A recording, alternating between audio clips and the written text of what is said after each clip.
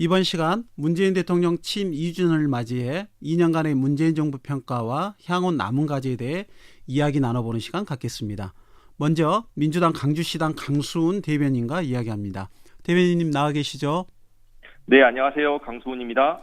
문재인 대통령 취임이 벌써 2주년을 맞았는데요. 숨가쁘게 달려온 2주년, 전체적으로 어떻게 보십니까? 네, 무엇보다 촛불혁명으로 탄생한 대통령답게 민주주의 회복을 이룬 2년이었다고 생각을 합니다. 네. 사실 김대중 노무현 정부에서 세워진 민주주의를 비롯한 진보의 가치들이 이명박 박근혜 정부 동안 상당 부분 후퇴를 했는데요. 문재인 정부에서 추진한 적폐청산이나 불공정과 불평등 해소를 위한 다양한 노력들이 이를 회복하는 데 분명한 기여를 했다고 생각을 하고요. 네. 특히 한반도의 평화와 관련해서는 어느 정부보다 체감할 수 있는 의미 있는 진전들을 보여줬다고 봅니다. 네. 물론 북미 간의 대화가 조금 더디고 아쉬움이 있지만 곧 다시 위기를 기회로 만들 것이라고 생각하고 있습니다. 특히 국민과의 소통을 아주 중요시 했는데요. 문 대통령과 국민과의 소통 어떻게 평가하십니까? 과거 이명박 박근혜 정부와 어떤 차이가 있었는지 예를 들어서 말씀드리면 좋을 것 같은데요. 네. 그 단적인 예가 바로 어제 방송되었던 특집 대담이었습니다.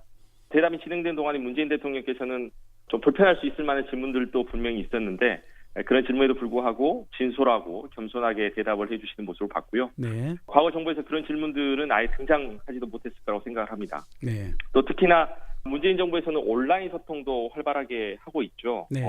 국민청원을 통해서 국민 개개인의 목소리가 정부에 직접적으로 전달될 수 있고 이에 대한 정부의 입장 혹은 해법까지 들을 수 있는 시스템이 마련되었습니다. 네. 앞으로도 온라인과 오프라인을 넘나드는 문재인 정부의 국민과의 소통이 활발하게 이루어지길 기대하고 있습니다.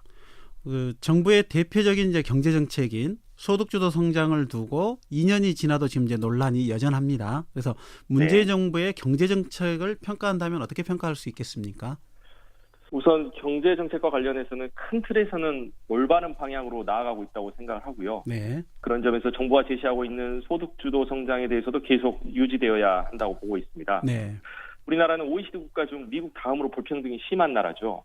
이렇게 깊어진 불평등의 갈등이 사회 전반의 불만으로 이어지고 있는데 문재인 대통령께서 말씀하고 계시는 소득주도 성장, 포용 성장을 말씀하시면서 사회 전체의 부가 고르게 분배되어서 모두에게 기회를 주는 그런 성장이 꼭 이루어져야 할 것으로 보고 있고요. 네. 특히 문재인 대통령께서 광주형 일자리에 대해서 관심이 크시잖아요. 네. 얼마 전 독일 언론에 기고도 하셨는데 이러한 상생과 관련된 일들이 미래 세대 일자리 창출과 문재인 정부가 추진하는 경제 정책에도 큰 도움이 될 것이라고 생각을 합니다. 가장 큰 이슈 중에 하나가 남북 관계 개선이었습니다. 그래서 네, 남북 맞습니다. 정상회담 등 대북 정책에 대해서는 긍정적 여론이 많이 생성되었습니다만은 2차 북미 정상회담이 성과 없이 끝나면서 비핵화 협상과 남북 관계 현재 교착 상태에 빠졌는데 남북 관계 변화 어떻게 좀 볼 수 있을까요? 이 남북 관계와 이 평화 통일 이 문제는 칼로 무썰듯이 한 번에 이루어질 수 없는 일이라고 보고요. 적대 관계에 있던 나라가 대화를 시작하고 이것이 관계 회복으로 이어진 사례들을 보면 대부분 오랜 시간이 걸렸습니다. 최소한 10년 이상 걸렸었는데요. 따라서 중요한 것은 조급한 지금 당장의 결과가 아니라 우리가 어떠한 목표로 나아갈 것인가라고 보는데 관련해서 문재인 정부의 평화 통일에 대한 비전은 매우 명확했고 취임 이후로도 일관성 있게 접근하고 있다 이렇게 평가를 하고 있습니다. 네. 또 특히 개인적으로 한 가지 바람이 있다면 이러한 평화적 진전을 통해서 광주에서 기차를 타고 유럽으로 수학여행 갈 수 있는 우리 다음 세대들이 만들어질 수 있도록 하는 그런 꿈이 꼭 이루어졌으면 좋겠습니다. 인내하면서 좀 차분하게 남북관계 변화 모색하는 게 필요하다 그런 말씀 같습니다. 네, 맞습니다. 집권 3년 차에 들어가는 문재인 대통령이 해결해야 하는 과제 만만치 않은 것들이 많을 것 같은데 어떤 것들이 가장 대표적이라고 볼 수 있습니까? 저는 광주 입장에서 먼저 좀 접근을 해보면요. 네. 가장 첫 번째는 올해가 5.18 39주년입니다. 네. 내년은 40주년이죠. 5.18에 대한 진상 규명이 빠른 시일 내에 이루어졌으면 합니다. 최근에 여러 증언들이 나오고 있는 상황인데 이 시기를 놓치면 언제 또 이런 호기를 만들어낼 수 있을까 하는 걱정이 많이 되고요. 네.